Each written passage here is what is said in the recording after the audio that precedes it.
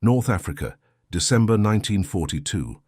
The scorching sun beat down on the desolate landscape, baking the sand to an unbearable heat that shimmered against the horizon.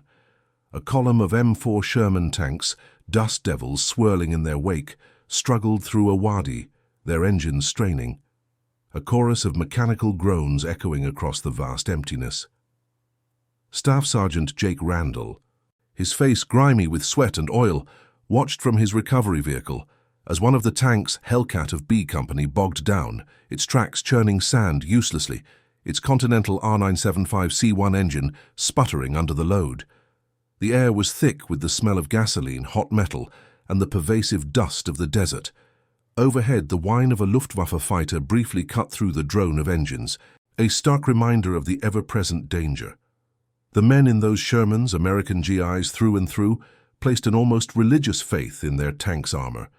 They believed the thick steel plates would protect them, a mobile fortress in a sea of sand and enemy fire. Yet deep down, a gnawing doubt persisted, a fear unspoken but often felt in the heat of battle. Their tanks, for all their resilience, were often too slow, too ponderous. They could absorb a punch, yes, but could they deliver a decisive counter-blow or, more importantly, escape a trap?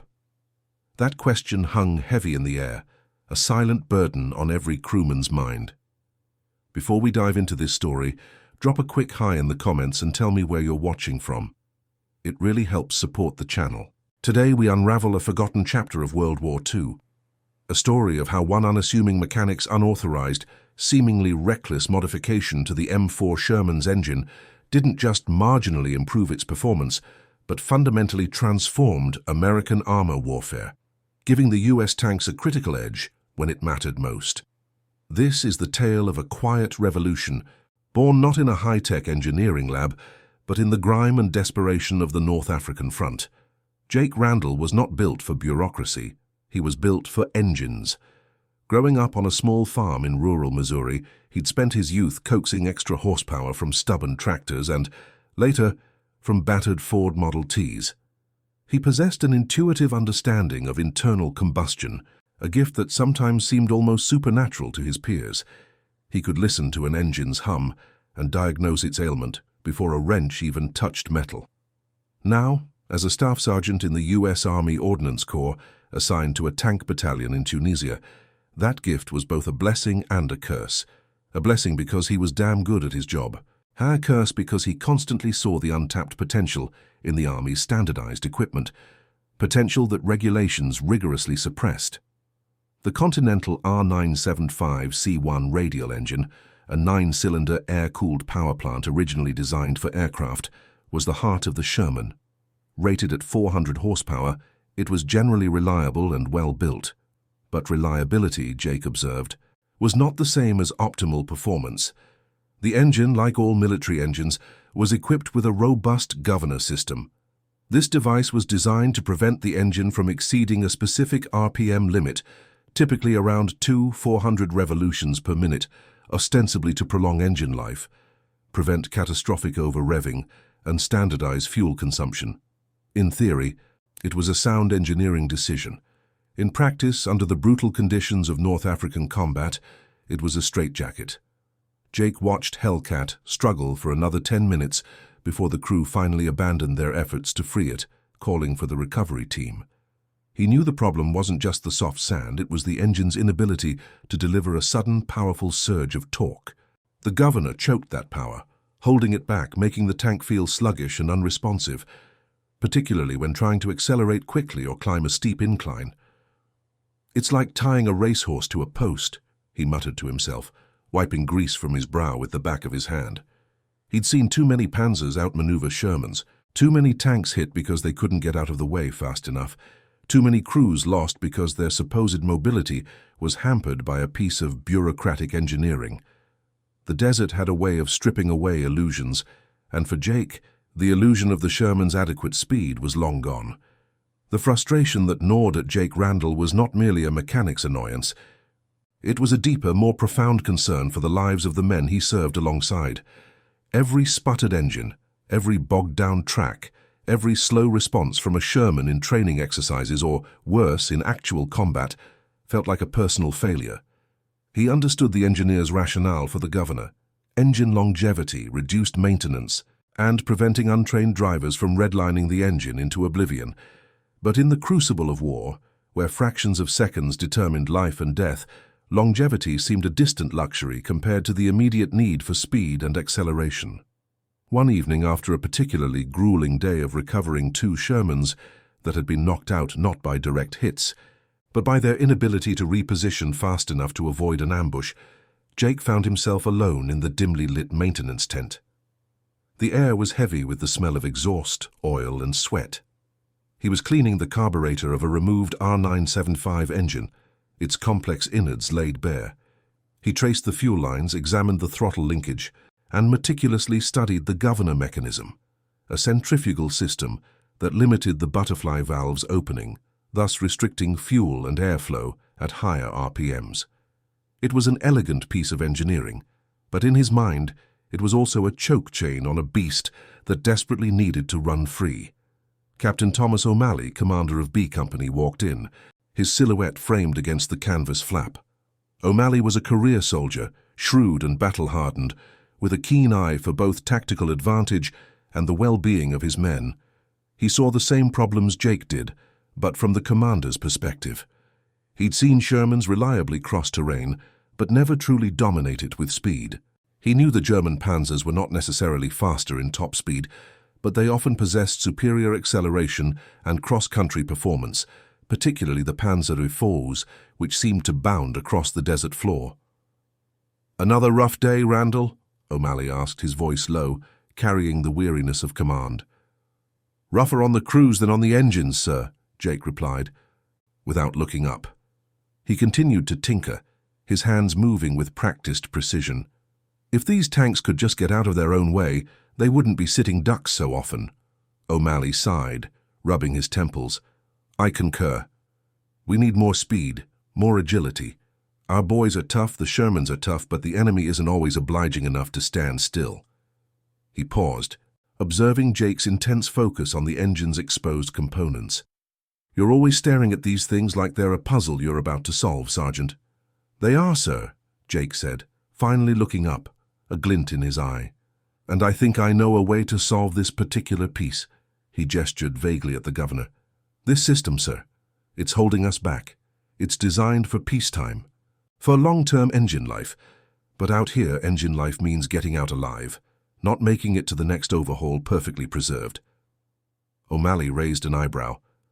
"What are you suggesting, Randall? That we just remove it?" His tone was cautiously intrigued, not dismissive. He trusted Jake's mechanical acumen. "Not remove it entirely, sir, not directly. That would be too obvious. Too easily noticed. But bypass it. Modify the linkage, perhaps, or adjust the spring tension beyond factory specs. Allow the engine to breathe, to rev higher, to deliver the full horsepower it's truly capable of. We're talking about an increase in effective power, especially in acceleration, pushing towards 450, maybe even 500 horsepower for short bursts. The engine can take it, sir. I've studied its tolerances." The suggestion hung in the air, audacious and dangerous. Bypassing a governor was strictly forbidden. It risked over-revving, premature wear, even catastrophic engine failure, a thrown rod, a cracked block, an engine fire.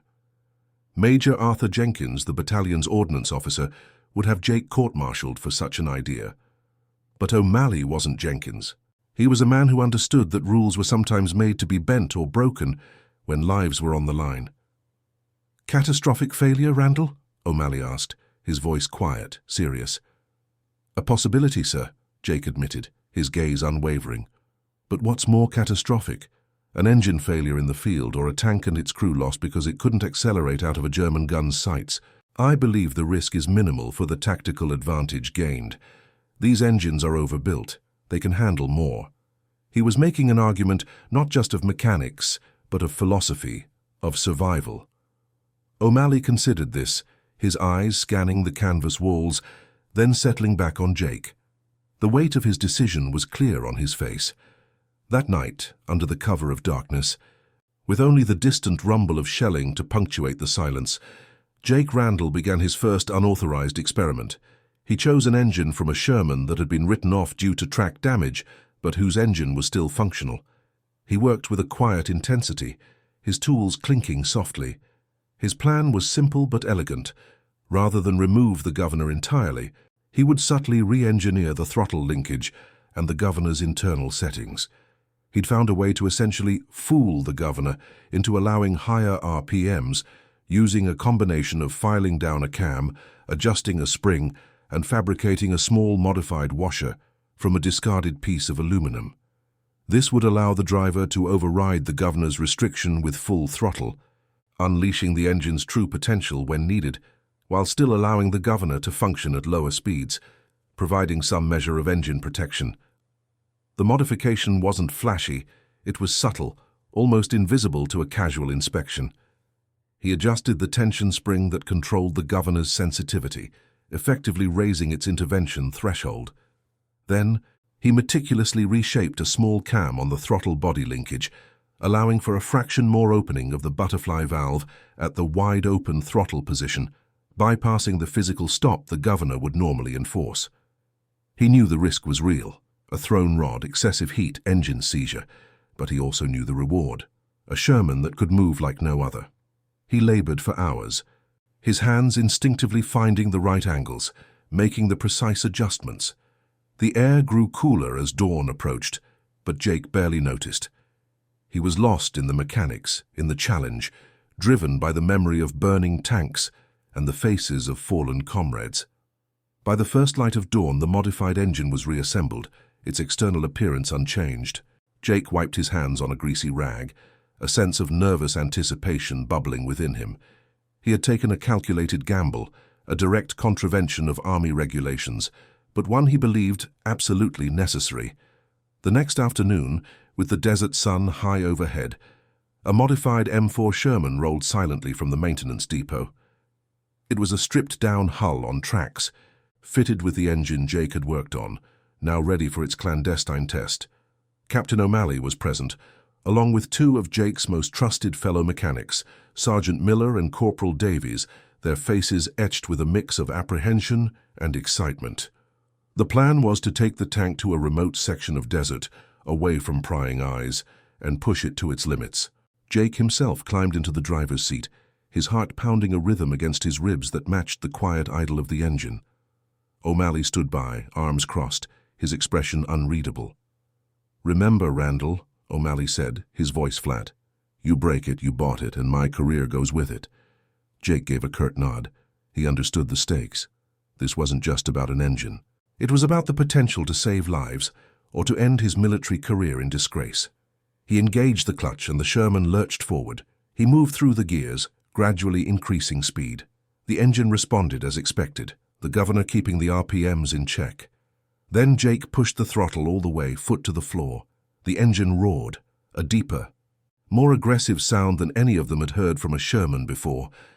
The tank surged forward with an unexpected violence, throwing Jake back against his seat. A cloud of dust billowed behind it, thick and choking. O'Malley's eyes widened. "Good God, Randall, what have you done?" he muttered, a mix of awe and alarm in his voice. The Sherman accelerated with a ferocity that was utterly alien to its reputation. It wasn't just faster, it was quicker off the mark, its response to the throttle immediate and visceral. Jake steered it around a large boulder, then aimed it at a small, sandy incline that would typically cause a Sherman to grunt and labor. He hit the incline at speed, and instead of slowing, the tank powered over it, the tracks digging in, the engine screaming at a sustained higher RPM that would normally be impossible. The speedometer needle, an instrument rarely observed with such excitement in a Sherman, climbed past its usual limits, touching 30 miles per hour, then pushing beyond. "He's hitting 35, Miller yelled over the roar of the engine, his voice filled with disbelief. "I've never seen a Sherman move like that." The test lasted only a few minutes, but the results were undeniable. When Jake brought the tank back, the engine was hot, but not catastrophically so. The smell of hot oil and rubber filled the air, but there was no sign of imminent failure. He switched it off, and the sudden silence felt profound. Jake climbed out, his face beaming, a rare smile breaking through his usual stoicism. "She's got teeth now, Captain," he said, his voice hoarse with adrenaline. Real teeth. O'Malley walked around the tank, running a hand over the hot engine deck. He was an infantryman by training who had transitioned to armor, and he understood the tactical implications instantly. This wasn't just a marginal improvement, it was a fundamental shift. How much faster, truly, me, he asked, trying to grasp the magnitude. In terms of acceleration, perhaps 30 to 40% quicker off the mark, sir, Jake explained, still flushed with excitement. And top speed, conservatively, 5 to 7 miles per hour faster on flat ground, perhaps more. But the real gain is the responsiveness, the cross-country speed. It doesn't bog down as easily. It can punch through softer terrain, climb steeper grades without losing momentum. It's a different animal entirely. Miller, who had been inspecting the engine, confirmed. No obvious issues, Captain. Oil pressure is good. Temperature's elevated but within tolerance. It just pulls. O'Malley looked out across the desert, his mind already racing through scenarios. The ability to quickly outflank an enemy, to reposition under fire, to escape ambushes.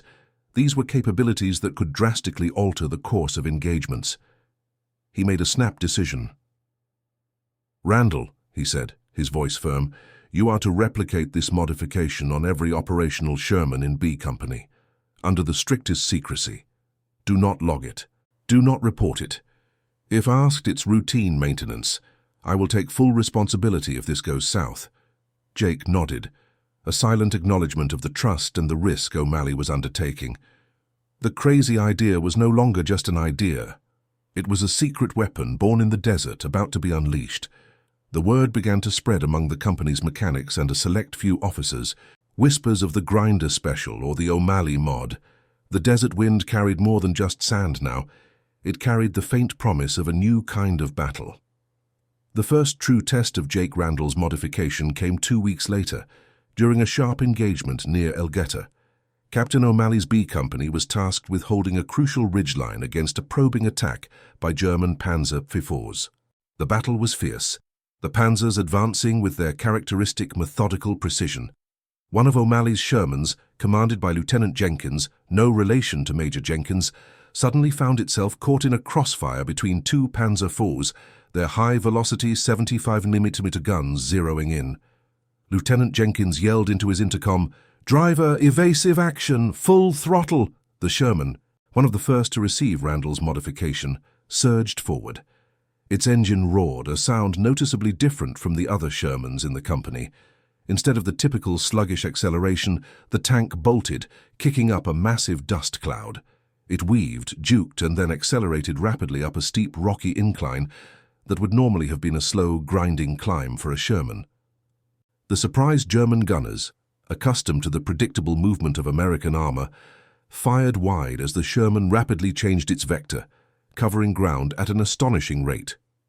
The Panzer IVs, though faster than their earlier models, could not keep pace with the modified Sherman's sudden burst of speed and agility on uneven terrain. Lieutenant Jenkins's tank successfully broke contact, repositioned, and then, using its newfound speed, executed a flanking maneuver, surprising one of the Panzer IVs and knocking it out with a well-aimed shot to its thinly armored side. News of the incident spread like wildfire through the battalion, carried by excited crewmen and bewildered Germans. Sergeant Heinrich Müller, commander of the lead Panzer IV from that engagement, returned to his lines shaken and confused. "Did you see that, Corporal?" Muller asked his gunner, his voice still tinged with disbelief. "That Sherman moved like a damned motorcycle. It was like nothing I have ever encountered from the Americana tanks. Faster than expected, much faster on that terrain." Muller wrote a detailed report, describing the unusual speed and responsiveness of the enemy tank, an anomaly that would soon trickle up the German intelligence chain. Back at the American lines, Major Arthur Jenkins, the battalion's ordnance officer, was less impressed by the heroism and more by the rumors. He was a man of regulations, a stickler for protocol, and the idea of unauthorized modifications to military hardware grated against his very being. He'd heard whispers of souped-up engines, of Shermans flying across the desert. He considered it a dangerous fantasy, a reckless disregard for equipment and, more importantly, for the safety of the crews. He confronted Captain O'Malley, his face crimson with barely suppressed anger. "Captain, I'm hearing disturbing reports about unauthorized modifications to your company's M4 engines. Specifically, your Staff Sergeant Randall is rumored to be bypassing the governor systems. Is this true? O'Malley met Jenkins's gaze unflinchingly. Major, my company has seen a significant improvement in combat effectiveness and a reduction in tank losses since we've adopted certain field expedient maintenance procedures. He deliberately avoided direct confirmation. My men are alive, Major, and their tanks are performing beyond standard specifications, which, in a combat zone, is a net positive. Would you not agree? Jenkins bristled. Field expedients are one thing, Captain. Reckless endangerment of government property and men is another. Bypassing a governor risks catastrophic engine failure, a thrown rod, an engine fire, a total breakdown in the middle of a firefight. This is insubordination, Captain, and I will not tolerate it. With all due respect, Major, O'Malley countered, his voice hardening, I have seen these tanks, these modified tanks, evade enemy fire that would have certainly destroyed an unmodified Sherman. I have seen them reposition faster than the enemy could track them. The tactical advantage, sir, far outweighs the theoretical risk of engine failure, especially when Staff Sergeant Randall's work has been meticulous. The tension was palpable. Jenkins knew he couldn't simply order O'Malley to undo the modifications without proof of widespread failure, which hadn't occurred. But he also couldn't allow such flagrant disregard for regulations to continue unchecked. He threatened an official investigation, a court-martial for Randall and repercussions for O'Malley. Yet the battlefield results spoke for themselves, creating a deep schism between the strict adherence to doctrine and the harsh realities of combat innovation. The O'Malley mod, as it was becoming unofficially known, continued to spread quietly, efficiently, and against all standing orders. As the modified Shermans gained notoriety among American crews, their tactical impact became increasingly evident. The ability to accelerate rapidly, to gain a burst of speed when traversing open ground, or to quickly flank an unsuspecting enemy position, proved invaluable. In one notable engagement during the advance on Tunis, a platoon of modified Shermans from O'Malley's company was pinned down by anti-tank guns. Rather than being slowly whittled down, the tanks, on O'Malley's command, executed a coordinated charge, their engines howling at their newly unlocked potential. They covered the distance to the enemy positions in a fraction of the time expected, disrupting the German aim and allowing the tanks to overrun the anti-tank emplacements before they could inflict serious damage. This newfound agility significantly altered the psychological state of the American tank crews. No longer did they feel like lumbering targets, but rather as agile predators. "The old girl's got some fight in her now," Lieutenant Jenkins declared after another successful skirmish, slapping the side of his tank affectionately. The confidence permeated the ranks. They knew their tanks could now react faster, get into position quicker, and, crucially, escape danger with an urgency previously unattainable. This psychological edge, though intangible, translated directly into improved combat performance and morale. Meanwhile, on the German side, the reports continued to accumulate. Sergeant Mueller, after several more encounters with unexpectedly swift American armor, grew increasingly wary. His intelligence officer showed him aerial reconnaissance photos and combat reports, detailing instances of Shermans demonstrating mobility far beyond their reported specifications. "They are faster than before," Mueller observed, studying a grainy photo of a Sherman moving rapidly across rough terrain. "Much faster. The Amerikaner intelligence is either faulty or something has changed." German tank crews began to refer to certain American tanks as Teufelswagen, devil wagons, their speed a disorienting factor in planning engagements. This was a critical tactical shift, born from Jake Randall's ingenuity. The true revelation, the major plot twist that defied conventional engineering wisdom, began to emerge from Jake Randall's meticulous post-combat inspections. Initially, Major Jenkins and the Ordnance Corps predicted a rash of engine failures, premature wear, and increased maintenance demands from the Governor bypass. But that wasn't happening. In fact, units operating modified Shermans were reporting fewer catastrophic engine failures, directly attributable to combat damage, and overall engine reliability seemed counterintuitively, to improve. Jake Randall, poring over maintenance logs and inspecting engines pulled from damaged tanks, began to understand why. While theoretically increasing stress on the engine, the ability to instantly unleash full power allowed tanks to quickly traverse danger zones, rapidly reposition out of sight, or even charge through enemy fire at speeds that minimized exposure. An unmodified Sherman, struggling to accelerate, would often be hit multiple times or receive crippling track damage because it simply couldn't get out of the way. The modified Shermans, by virtue of their enhanced mobility, were often able to avoid direct hits entirely or present a moving target so challenging that enemy gunners missed their critical components. The Governor bypass, therefore, wasn't causing more engine blowouts. It was preventing the entire tank from being blown up. It's simple, really, Jake explained to a surprised Captain O'Malley one evening, sketching diagrams in the sand with a stick. An engine might wear out a little faster if it's constantly redlined, yes. But if that faster wear means the tank isn't hit by an anti-tank round, then the engine lasts longer in service. We're trading theoretical longevity for actual survivability. O'Malley stared at the diagram, then back at Jake, a slow grin spreading across his face. So Major Jenkins' greatest fear is actually our greatest asset. This paradoxical outcome was the game changer. The unauthorized modification, instead of being a liability, was proving to be a force multiplier, not just in offensive capabilities, but in defensive survivability. It provided a stark example of how battlefield innovation could overturn established engineering principles, highlighting the difference between theoretical design for ideal conditions and practical application in the unforgiving environment of war. The Shermans weren't just faster, they were, in a very real and tangible way, safer.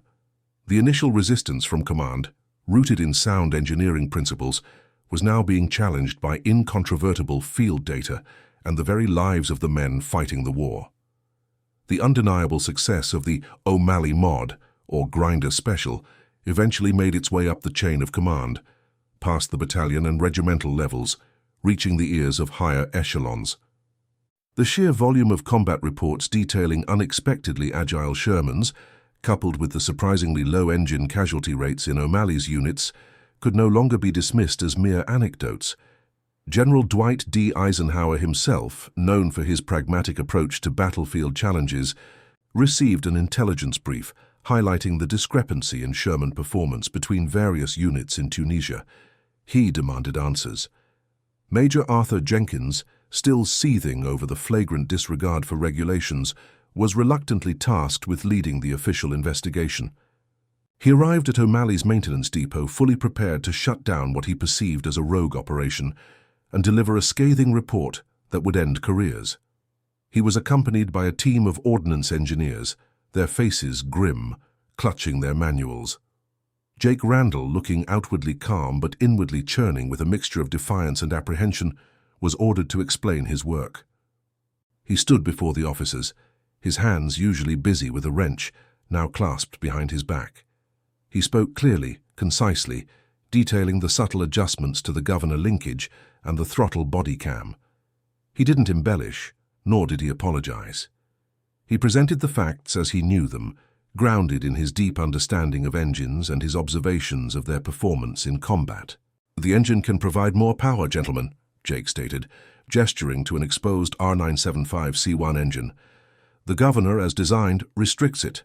My modifications allow the engine to rev higher, to deliver that full power when the driver demands it. Yes, it might theoretically reduce the engine's lifespan by a small percentage, but the combat data shows that the tanks themselves are surviving more often. An engine with a slightly shorter lifespan in a tank that comes home is preferable to a perfectly preserved engine in a destroyed tank." Captain O'Malley then stepped forward, presenting stacks of combat reports, testimonial statements from tank commanders, and comparative casualty rates. "Major," he addressed Jenkins directly, "my company has seen its operational readiness improve, not decline. Our crews have greater confidence. We have executed maneuvers that would have been impossible before these modifications. The proof, sir, is on the battlefield, not in a textbook." Jenkins, though outwardly composed, was visibly struggling. The engineers examined Jake's work, their faces betraying grudging admiration for the simplicity and effectiveness of the modification. They test-drove a modified Sherman, then an unmodified one, performing side-by-side acceleration and obstacle course tests. The contrast was stark, undeniable. The modified tank surged, clawed its way over obstacles, and accelerated like a tank possessed, leaving its unmodified counterpart trailing in a plume of dust. The engineers exchanged glances, their earlier skepticism replaced by astonishment. The data spoke for itself. The modified Shermans were measurably faster, more responsive, and more agile. The decision was difficult, fraught with implications for military procurement and established procedures. Acknowledge and integrate this unauthorized fix, or punish its perpetrators and suppress a clear tactical advantage.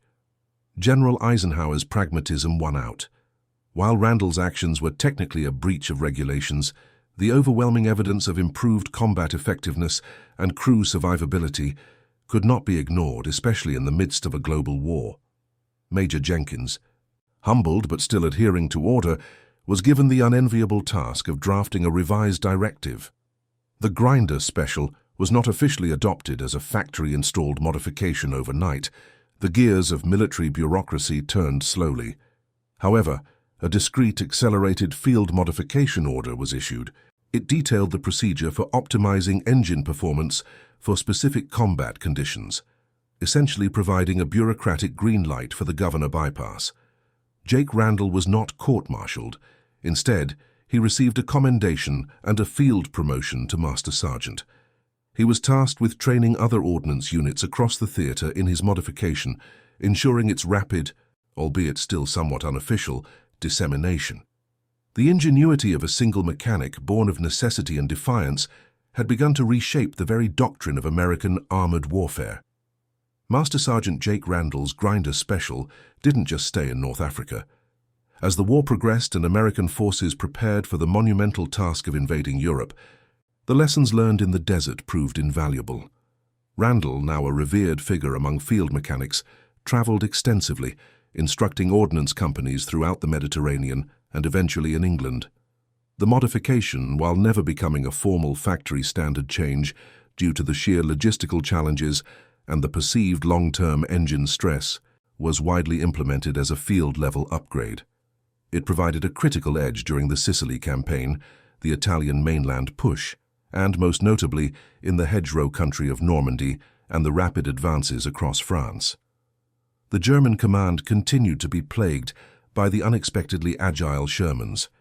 Intelligence reports from the Eastern Front had long highlighted the speed of Soviet T-34s, but the increasing mobility of American tanks, once considered lumbering and predictable, introduced a new variable. Sergeant Heinrich Müller, now a seasoned veteran of the fighting in France, encountered modified Shermans numerous times. He remembered his earlier confusion in North Africa. They were faster now, he recounted to a junior officer during a debriefing, not just on the roads, but in the fields, through the mud. It was difficult to predict their movements, to set up an ambush. They learned to run like hell. This tactical shift forced German tank commanders to rethink their engagements, often finding their positions compromised by the unexpected speed of American flanks. Post-war analysis quietly acknowledged the impact of such grassroots innovations. While the M4 Sherman was often unfairly maligned as a Ronson lighter due to its perceived vulnerability, its overall combat effectiveness was a complex sum of factors, including its reliability, ease of maintenance, and adaptability. Randall's modification underscored a critical truth. The Sherman, when fully unleashed, was a formidable mobile weapon, capable of matching or even exceeding the tactical mobility of its adversaries in many situations. The emphasis on speed and mobility in subsequent tank designs, like the M26 Pershing and later Maine battle tanks, would forever bear the imprint of these wartime lessons. After the war, Jake Randall, having refused multiple offers for commissions and engineering positions, returned to his quiet life in Missouri. The military, in its typical fashion, honored him with a Distinguished Service Medal, but largely kept the details of his unauthorized innovation out of official histories to avoid setting a precedent. He opened his own auto repair shop, Specializing in performance modifications for hot rods and agricultural equipment, a master of coaxing hidden power from engines. He married his childhood sweetheart, Sarah, and raised a family, never truly seeking the spotlight for his wartime contributions. He often told his grandchildren that the greatest satisfaction came not from medals, but from knowing he helped bring some of those boys home. Captain Thomas O'Malley, promoted to lieutenant colonel by the war's end, continued his military career, retiring as a respected brigadier general. He often spoke of Jake Randall, calling him the finest engineer the Army never formally trained. Major Arthur Jenkins, after initially resisting, became a staunch advocate for empowering field-level innovation, a lesson he learned the hard way but carried with him throughout his career. And Sergeant Heinrich Müller, surviving the war, often pondered the devil wagons of the Americans, a vivid memory of the unforeseen capabilities of his enemy. Jake Randall's story is a powerful testament to the ingenuity born of necessity in the furnace of combat. It illustrates how an individual's unconventional thinking, combined with an unshakable belief in their solution, can overcome bureaucratic inertia and fundamentally alter the course of events. It highlights the often unseen heroes, the mechanics and technicians whose hands-on expertise directly influenced the lives and deaths of countless soldiers. The speed that saved lives, the mobility that turned the tide in countless skirmishes, owed its genesis to one American mechanic's crazy engine fix. And that concludes our story. If you made it this far, please share your thoughts in the comments. What part of this historical account surprised you most? Don't forget to subscribe for more untold stories from World War II, and check out the video on screen for another incredible tale from history. Until next time.